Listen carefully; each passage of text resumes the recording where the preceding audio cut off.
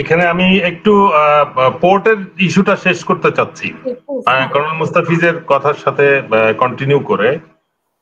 আমার মনে হয় ডক্টর ইউনূসের একটা স্ট্র্যাটেজি এখানে কাজ করতেছে। উনি সবাইকে একটা মানে বিভিন্ন স্টেক হোল্ডারদের সাথে বাংলাদেশের ইনভলভমেন্টটা টু ফেস ইন্ডিয়া। চায়না যেমন আসছে, আমেরিকার সাথে উনি সম্পর্ক রাখতেছেন, আমেরিকার সাথে ট্রেড রিলেশন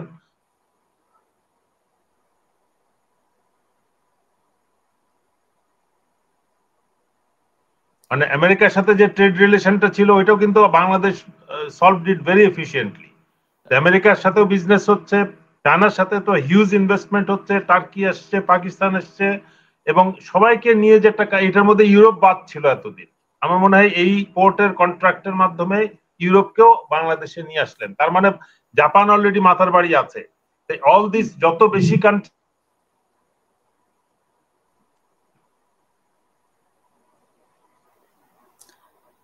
যত বেশি কান্ট্রিজ বা বিগ পাওয়ার বাংলাদেশের স্টেক হোল্ডার থাকবে, ইন্ডিয়ার প্রেশারটা তত কমবে। আর যেটা একটা জিনিস যেটা চালাকি করছে বা প্রয়োজনে করছে বলতে হবে, 43 বছর পরে পোর্টের চার্জেস গুলো বাড়ানো হয়েছিল স্বাধীনতার পরে, মানে 80s এর পরে। এটা আবার সেটা 43% বলছে। 43% ওইটা একটা ফেক নাম্বার ছিল। হঠাৎ করে এই 43% বাড়ানো, আমার মনে হয় যে যখন বিদেশি অপারেটর আসবে তখন তাদের রেট উইল বি ডিফারেন্ট। আমাদের রেট কম ছিল কিন্তু আবার ইনএফিশিয়েন্ট ছিল। রেট বাড়িয়ে যদি পোর্টকে এফিশিয়েন্ট করা হয় তাহলে কিন্তু ইটস গুড। এবং যদি বিদেশি অপারেটর আসে, আমি যদি $10 বেশি দিই, আমার যদি একদিনে আমি মাল বের করে নিয়ে যেতে পারি, that is much more efficient than 7 দিন ধরে আমি পোর্টে চার্জ দেওয়া এবং আদার হ্যারাসমেন্ট যেটা আছে। এইটার ইয়েতে পোর্টের কিন্তু দীর্ঘদিন পরে রেট বাড়িয়েছে, বাট এটার মধ্যেও একটা ট্রান্সপারেন্সির অভাব রয়েছে। যেরকম টাগ চার্জ, যেটা একটা জাহাজ আউটারে আসলে পরে ভিতরে টেনে আনার জন্য একটা টাগ ইউজ করা হয়, যে রেটটা ছিল ওইটার রেট মনে হয় 5 টাইমস বাড়াইছে। তো 5 টাইমস বাড়ালে তো 43% হয় না।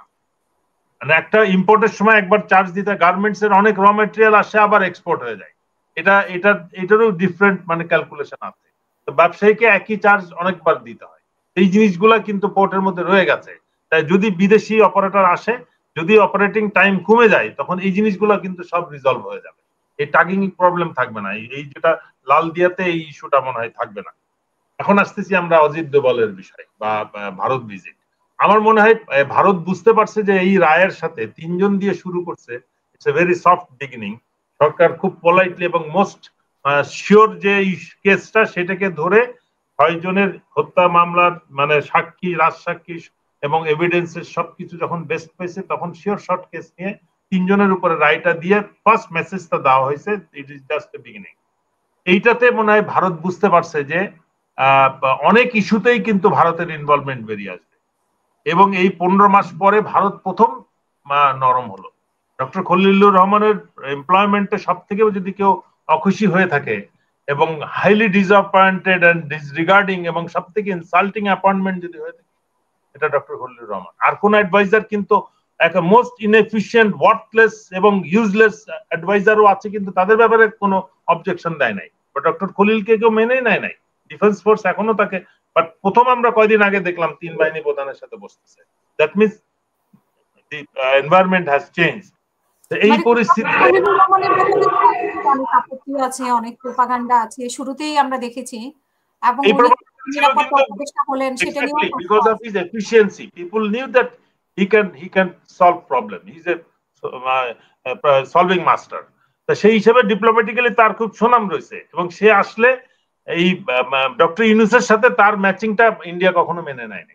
ওই জন্য তাকে যেভাবে পারে বের করতে চেয়েছে, এবং তারকে সব থেকে বেশি অপমান করছে ডিফেন্স ফোর্স। মানে তাকে বসতেই দেয় নাই বলতে গেলে, এবং তার অর্ডার ডিসঅ্যাভয়েড করছে কন্টিনিউয়াসলি। এখনো করছে কিনা কতটুকু আমি জানি না।